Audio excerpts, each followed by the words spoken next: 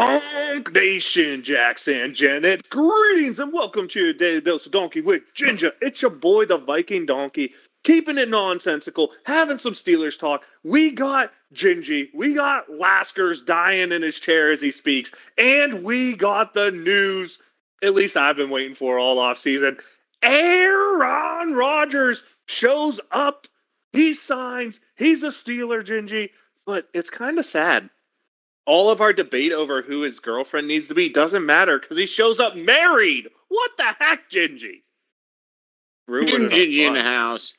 That's not football, donkey. We're just ready to play some football, baby. Let's go. Let's Brittany with an I, Laskers. Brittany with an I. That means she's crazy. That's probably good for us. It definitely means she is crazy. So we'll see if it's good for us or not good for us. Gingy, I'm sorry. You were trying to get into football talk. This is nonsensical. Definitely had to cut you off there. What the heck are you doing talking football? It's barely even mini camp, Gingy. Come on, baby. We got a quarterback. We got a hope and a prayer, donkey. We got an old man. Let's hope our offensive line is good. Yeah, that's the scary part. Not going to be very mobile back there. Let's hope that he's coming back better off the Achilles. I don't know, though. He's still Aaron Rodgers. What? He's making speeches already day one? He's all in, guys. He's all in. He said he's willing to mentor Will Howard. I mean, that's kind of cool, I guess. That is cool. We also know he's going to cost less than $20 million no matter what, Lasker, so kind of a bargain deal there when you think about it. Definitely a bargain deal when you think about it. We'll see how that helps us out. Heck, Kirk Cousins is making more money than our whole quarterback room, and he's a backup. Yeah, you gotta like that, right, Gingy? Let's go. All right, so Gingy, let me break it down to you here. This, to me, is a win-win-win situation for the Steelers, right? Because if it turns out Aaron Rodgers still has something left in the tank, that instantly improves our team. So win number one. Win number two, if Aaron Rodgers doesn't have anything left in the tank, we're probably going to suck, get a decent draft pick, and we know we owe him $0 going forward. That's win number two. Win number three, this is purely the excitement factor of Aaron Rodgers being a Steeler, because if things go bad, you know him on the McAfee show is going to be great. The him and Tomlin looks on the sideline are going to be fantastic. Or maybe we can talk about the entertainment of the Steelers perhaps running a modern offense, Gingy. I mean, Aaron Rodgers isn't going to come here and just hand the ball off until we're down 2 scores in the second half. He's going to come out and want to throw the football a little bit. Maybe we finally get this entertaining offense that can score more than 20 points a game against a decent team. Is that a possibility with him? Or are we still too I don't know, scarce of resources on the offense? You see, Donkey, I think it's going to be kind of, I hope it's not, right? But it's a potential for me of being a catch-22, because I think in order for him to be successful, we have to be able to run the ball. The potential of Aaron Rodgers gets maximized when we can consistently run the ball. If we can't consistently run the ball, then they're going to be barreling down on him. And I know he's legendary, right? But he's 41 years of legendary. He throws a good Hail Mary still, and we got a couple really tall tight ends. I am intrigued. I am intrigued most by what you started off with, and that's going to be the relationship between him and Arthur Smith. How many is Aaron Rodgers? What's his job going to be? Is his job going to be to get the ball where it needs to be? Is his job just throw the ball, man? Or is his job to make sure that the right play is ran on the field? Right? Well, how much responsibility are you going to give him? I'm pretty sure Laskers was the one that texted us about it, so I went and read some news. And I'm pretty sure Laskers, Arthur Smith leaked the secret plan by saying we didn't get Aaron Rodgers to run the wishbone. Our secret plan this year is the wishbone, right? Like, we're going old school running football, right? Yeah. I don't know how that's going to work for us, but if we went to the run game, I'm good with that. But there's no reason to get Rodgers if you're just going to run the ball. That is what Arthur Smith was saying. And I don't know, man. Like, I've watched Arthur Smith in plenty of stops. He's always had to have elite talent to be successful. And even then, he wasn't probably past the talent level successful. I mean, think of Tennessee days. He had vintage Derrick Henry along with Ryan Tannehill coming off his best season in Miami, turned him a step forward even more. But you put him with A.J. Brown. He goes to Atlanta. He has Bijan Robinson, Drake London, Kyle Pitts. The question is, with Aaron Rodgers in fold, can we have Arthur Smith get more out of the tools that he's given than he's done in any other stop? Because let's be honest, when you look at this team, especially if this offensive line doesn't take a step forward, Gingy, you're talking DK Metcalf's good for 1,000-yard season, right? Freiermuth is a 600-yard tight end. Maybe one of the running backs becomes a 1,000-yard running back. Because don't forget, we have an unproven rookie, and we got a guy in Jaylen Warren who, when he got more shares of the carries, his numbers went drastically downhill last year. Can Arthur Smith, with Aaron Rodgers in fold, get more out of these position players than they've shown somewhere else? That's really what the question is, right, Gingy? And they've shown somewhere else. Jaylen Warren and Kenneth Gainwell. That's what I'll say to you. Is that enough? If that line doesn't take a step forward, is that even close to enough? No, that's gonna be no matter who your quarterback is. If this offensive line doesn't improve, those two guys will get you a 5-win season if that's what you're banking on being a running team. Now, Johnson, maybe Johnson steps up and is that Najee fill. Let's just say Johnson's a pure wash with Najee as a rookie, right? So we have Najee production. I don't think those other two guys do enough to fill the void, no. We need one of them to step up. You need either Johnson to be better than Najee, or you need Jaylen Warren to refine his step. And this is the thing that's scary. Running backs who lose a step or start to show decline, especially smaller backs, don't tend to have that second coming of it. And really, Jaylen Warren has been pretty darn healthy his whole career to this point, knock on wood. Small backs don't tend to do that. And maybe we should talk about Cordero Patterson. I mean, somehow that dude hasn't been cut yet. Maybe there's somewhere in there for him, Gingy, old pudge gut running backs. Steelers like to be a retirement home. I mean, we're proving it. Hey, I think this is a team where if it is going to be successful on the ground, they're going to have to spread the work around, Donkey. Yeah. I think there is going to be one guy that takes over on this team. They're going to need a couple wide receivers to step up or add another wide receiver because DK Metcalf and the group of Oompa Loompas isn't going to get it done out there. I don't care how high you are on Roman Wilson, Calvin Austin III, Scotty Miller. Who's the veteran? We brought in a veteran who was terrible last year, too. Played with the Texans. Well, I can't think of who it was. I fail to see how this team really has vastly improved in any department outside of hoping Aaron Rodgers is the vast improvement at quarterback and hoping that offensive line stays healthy and all takes a step forward. That's a really scary prospect, though, Laskers. The no depth on the offensive line, the offensive weapons that seem to be, at best, you could call them even to what we had last year. It really feels like the Steelers need to make a move still, doesn't it?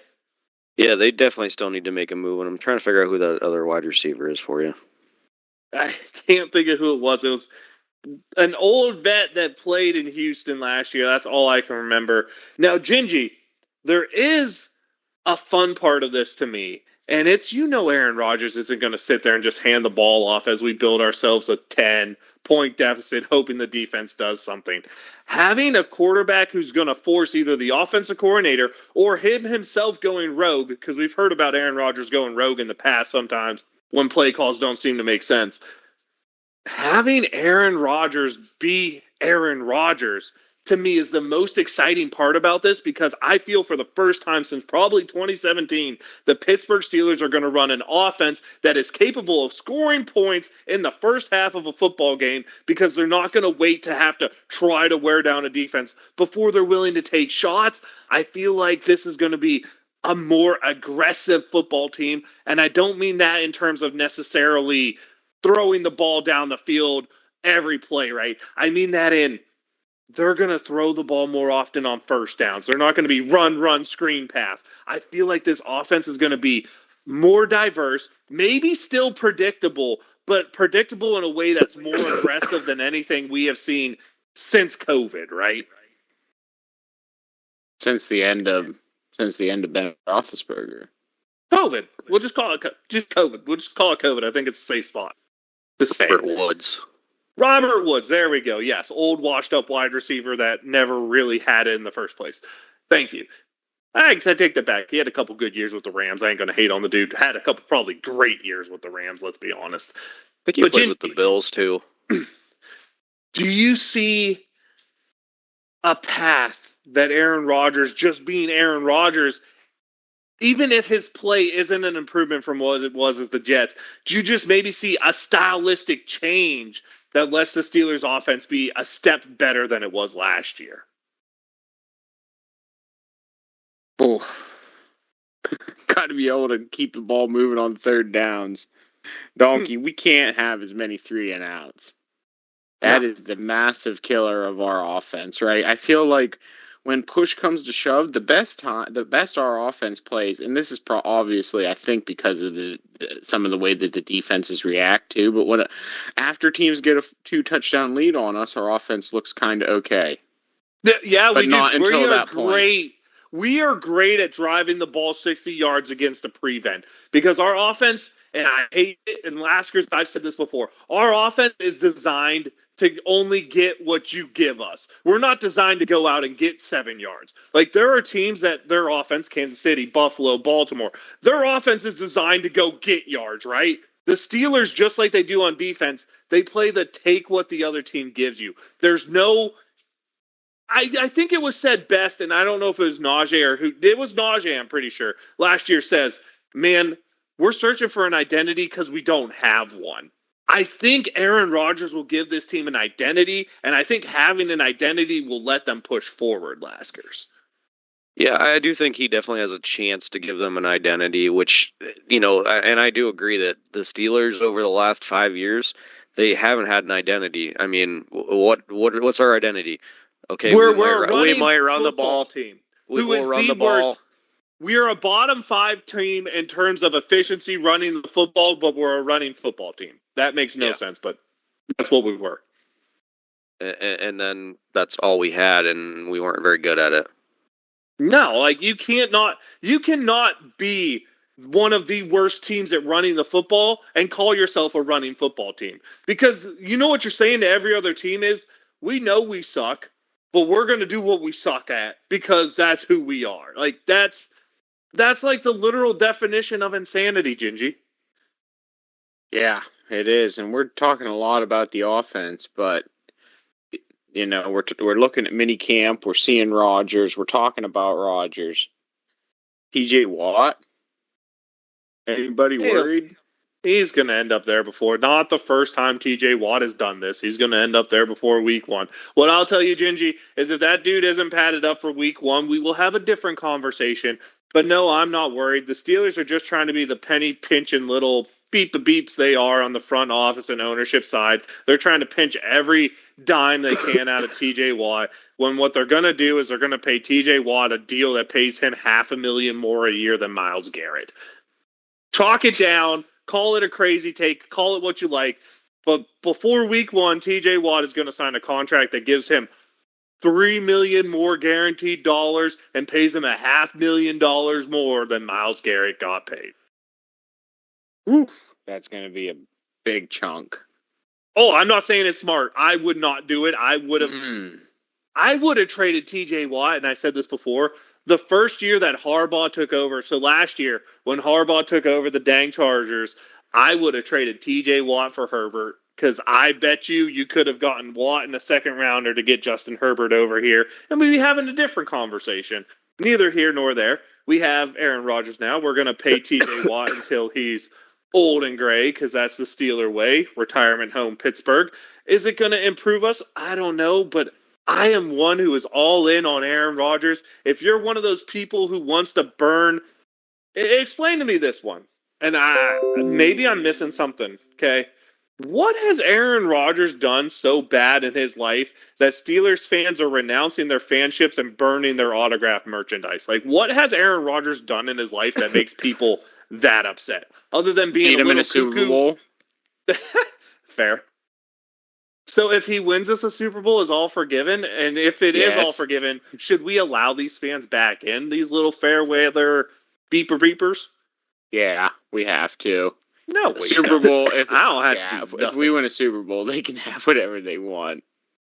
No, dude, there's no room on my bandwagon. All right, if you're jumping off because Aaron Rodgers signed, you best stay your butt off it. You ain't welcome here no more. Because if you're a fair weather fan, that's what I hate. I mean, pick your team, stick with your team, the good, the bad. The reason the Steelers are afraid to be bad is because of these fans who are showing they're fair weather fans, and when they don't get exactly what they want, throw a tantrum and cry. We're Pittsburgh, man. This is blue-collar town, man. This is not, oh my God, we signed Aaron Rodgers. Let's throw ourselves a pity party because he yelled about vaccines one time. And I'm only saying that because I've read tweets about people who are no longer Steelers fans because of Aaron Rodgers' stance on vaccines.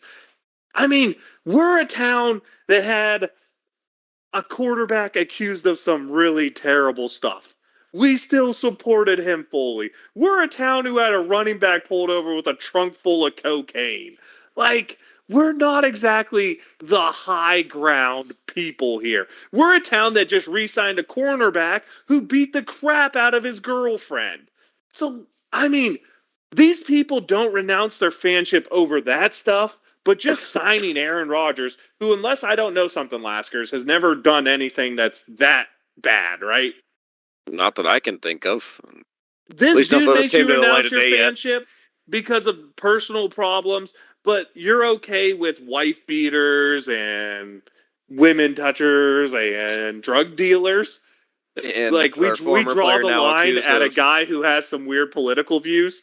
Come on now. And now a former player accused of murder or attempted murder. Dude, that whole story is all sorts of crazy. I don't know which version of the truth is, but AB, that's from the one where, if you don't know, last we're talking about Antonio Brown, of course, getting accused of shooting at someone, which I don't know if the video actually shows him or not, but he said someone was trying to steal all his jewelry after a celebrity boxing match. All sorts of crazy stuff there. I'm not going to touch that because I have no idea what happened. But Gingy, you want to touch the AB thing or Steeler fans losing their mind over Aaron Rodgers because he's Aaron Rodgers? Nah, not touching the AB thing. Everybody loses their mind over Aaron Rodgers. Anytime you talk about politics, and especially during, so I think people felt that he was a little bit arrogant and smug. The way he is. He's an NFL quarterback. Comes with the territory. About the way that he approached the vaccines and things. I don't really have an opinion. He can do whatever he wants. Gingy, you have to admit, though, Aaron Rodgers is for sure arrogant and smug, but that's just a quarterback trait. Let's be honest. Well, and he's definitely got a unique role in pop culture and society nowadays. And again, that's what's going to bring the entertainment, right? When you're talking about Aaron Rodgers entertainment, this is what you're referring to. Yes. I'm not really interested in anybody's anything off the field, right? We're talking about football. But I'm interested in not harboring criminals who do specific violent crimes or crimes against women personally, because I have a hard time rooting for that stuff. I personally do. But I get what you're saying. He's on the field. That's all that matters. Like, you guys heard me say it last year. Every time Cam Sutton got on the field, I hoped he got torched, and I hope the Steelers got what they deserve for bringing back that type of guy. I personally do feel that way, and when those guys are on the field, I do personally hope bad things happen to the team, specifically because of that person. So I hear what you're saying. Just I'm a little different on that one, Gingy, but I got you. You want those football players, and you don't care if they're clean, dirty, right, or wrong, as long as the NFL says they're good to go, right? They gotta be legal, and they gotta be cleared to play. They gotta be legal. You sound like Donald Trump now. They gotta be legals. Why can't we have no? Donkey, please. Cleared to play in the NFL standard. Cleared to play in the NFL standard's a little loosey goosey, if I'll be honest with you. What professional sports league isn't? Oh, dude, I hear you fully. I'm not disagreeing with you anywhere on that one. I mean, baseball? Heck, Laskers baseball team was paying a dude for a whole season before they could put him on the exempt list with his child rape charges or whatever he had in the Dominican, right? Good. Yeah, so no, dude, there's really not a high ground league. Maybe soccer, but I don't follow scandals enough. Maybe golf. No, not there's golf. Scandals all over. Not golf. Nope. Tiger Woods. Oh, man. No, that's one person. Golf is if you're one of the faces, they'll let you get away with anything. But if you're a person barely holding on to your tour card and you do the dumbest, silly, smallest thing, they're going to kick you out. That one's all about who can they sell and who can they make money off. And if you're not making them money, you're in trouble if you do anything dumb. This really has gone off the rails. I don't remember where we were or what we're talking about. You guys have any other football-related things that fancy recently? I haven't seen much from anybody else's camp yet. I don't know, Donkey. Who do you think that the Steelers are going to add? You said that you think the Steelers are going to add somebody on offense, yes? Before the start? I fully do, and I fully think it's going to be a disappointment. It's going to be one of those guys who just pretty much ran their course.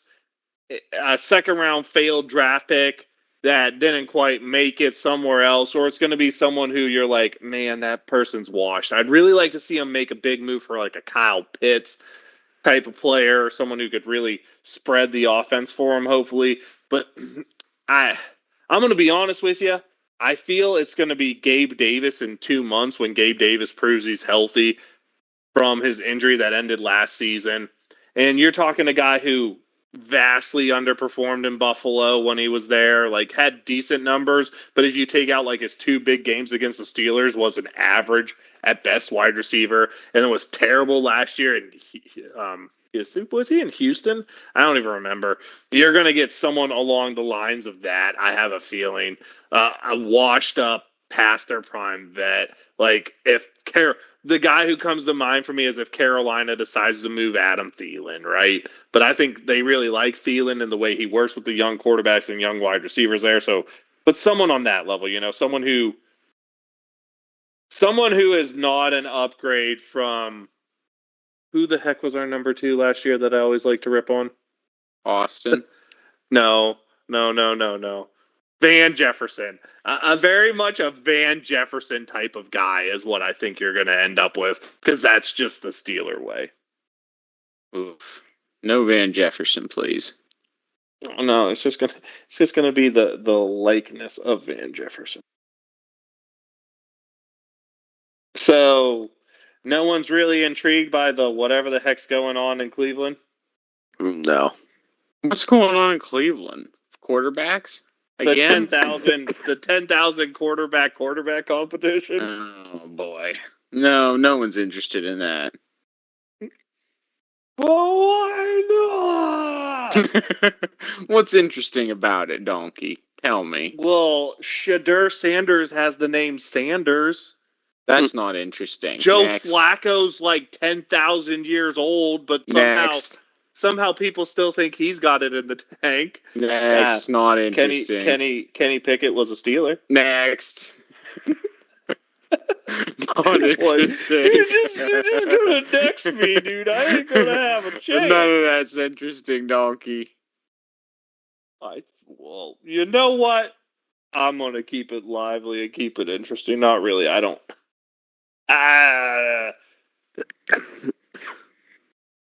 Yeah, I don't know. No, we have a quarterback. We have a team. We got people suiting up. We're ready. We're ready, donkey. We just for overall just that darn line. We have a quarterback that's going to really need some run support, and I don't see. Oh, we're a running football team that doesn't run the ball yet, donkey. Holy smokes.